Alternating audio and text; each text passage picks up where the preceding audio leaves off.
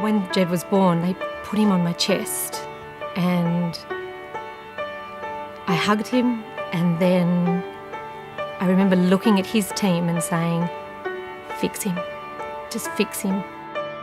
We didn't know what we were having at the time, but I always believed it was a boy. And I'd always hoped that I would have a son that looked like my husband, because I think he's gorgeous. It was the most beautiful experience, yet the most devastating experience I could ever go through, giving birth to my identical twin girls at just 24 weeks. Straight away I thought Christian looked like Josh. I thought he looks like you, he would have looked like you. Nathan, he didn't look so much like Josh or me at the time. I couldn't really tell, but they were again beautiful and a little bit more formed than Lucas and Joseph because they were further along. They were just perfect little babies. I always wanted twins in a pink and a blue jumpsuit, so we had that together.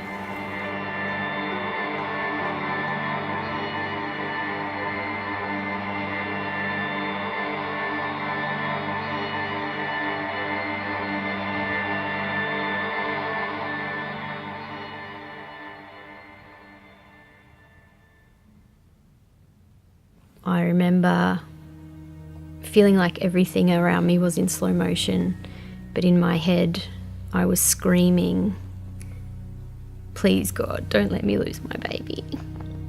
There's a big difference between the first time and the second time. The first time I still had hope that the babies were going to live and that it was all going to be okay. I looked at the clock and it was 5 o'clock. And I thought I need to know that time. I don't know why I need to know that time, but the clock was in my eyesight. So lying on the table, that's what I could see was the clock. The day I had Jed, I was induced and we were in a controlled environment, which means there was a medical team for me and a medical team for Jed. When Jacinta Lee was born, they brought her over into my arms and told me that they wouldn't be able to survive her. I feel blessed that I had 29 hours with my little man, and so yes, I got to hold him. I also got to touch him, and I spent the whole time I never left his side. The second time was much different. I was in A&E, and because of my history, rushed straight into my own private room. My obstetrician came down, and that changed everything. I don't remember much after that, except looking at the four walls and thinking this can't be happening again. And as the general anaesthetic started to kick in, the midwife just said to me, I could tell by her face, something was wrong, and I said to her, what's wrong? And she said, we can't find her heartbeat, it's okay, it's just her position. They put her into my arms and I cuddled her and I loved her, all while I was giving birth to my second twin, Madeline, who came out with a little cry, which was absolutely music to my ears. I expected them to be not fully formed. I thought they would look scary. The nurse said to me, you've had beautiful boys. Do you want to see your boys? And when I finally said yes, my breath was taken away at how beautiful they were. Brent was holding Jed, and I remember as he took his last breaths, we were just together as a family. There was no one else there. We could have been on the top of a hill. We could have been in a meadow. We were anywhere but a cold hospital. So when I finally got to hold him, it was everything to me and Chris. It was our baby, he was our son. But it felt perfectly natural to have her there and perfectly normal to have the two babies in the room. together with me, and they put them both next to me, and my husband was right close with me as well, so it was just the four of us. So when I had Nathan and Christian, I held them and I kissed them and we touched them, and I held them that day they were born, and then I asked to hold them the next day, and we held them when they were being christened. And then the next day I held them and I kissed them, and we took more photos with them because I knew that I was never going to get that time back again. And then after we turned off his life support, we also had time with him, just the two of us. We got to wash him and bathe him and hold him. Yeah. Breaking the news to a 4-year-old and a 2-year-old and a 14-month-old who was so excited, who kissed my belly before I went to hospital saying goodbye and we'll see you soon to their 2 babies, was horrendous, really. It was almost as bad as losing Imogen. The first few months each time after losing the boys were terrible. It was terrible. It was lonely. It was painful.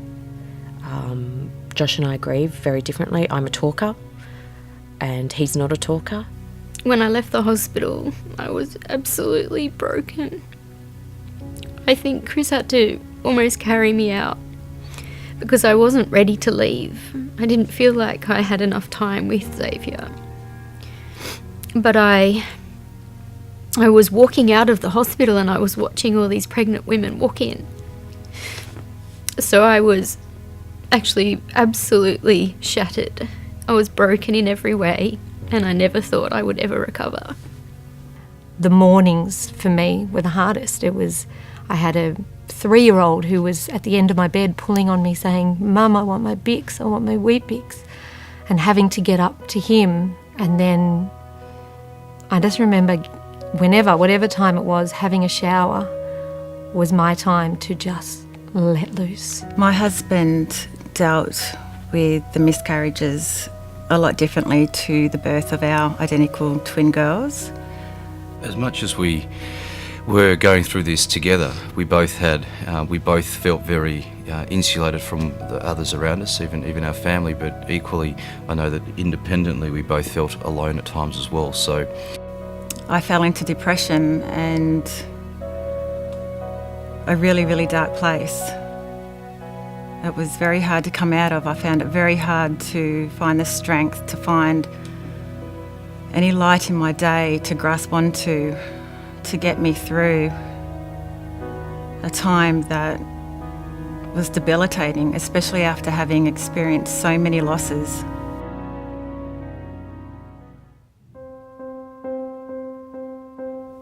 It's important to know you're not alone. I felt alone, and I received a bear that had a little note on it that said, "This is from one mum to another that knows what you're going through." In hospital I was given the bear, and I remember saying, "What do I want a bear for? I don't have my children. What good is a bear going to do?" It was 5:30 the next morning when I woke up, and I opened up that package and I took the bear and I hugged that bear and I jumped online and I started talking. We put that bear in the capsule next to Tobias, and we took photographs out the front of the hospital like we've done every other time for every other baby. It's important to tell our story because baby loss is very common. It happens every single day to thousands of women, but it is still taboo. People don't talk about it. People find it uncomfortable. People don't know how to deal with parents like us who've lost babies. I find that if, as a grieving mother or a grieving father, if you remain quiet, everyone else around you will remain quiet too. But if you speak out, you give them all the permission to say, "How are you? What was your daughter's name?" I'm driven from a place where I believe that we need to acknowledge early pregnancy loss just as much as those families who have experienced a later loss. I saw a remarkable difference in the way that I was supported from experiencing loss before 12 weeks to the loss of my girls at 24 weeks. And that to me was really, really difficult to understand because these babies' lives matter. Every baby's life matters.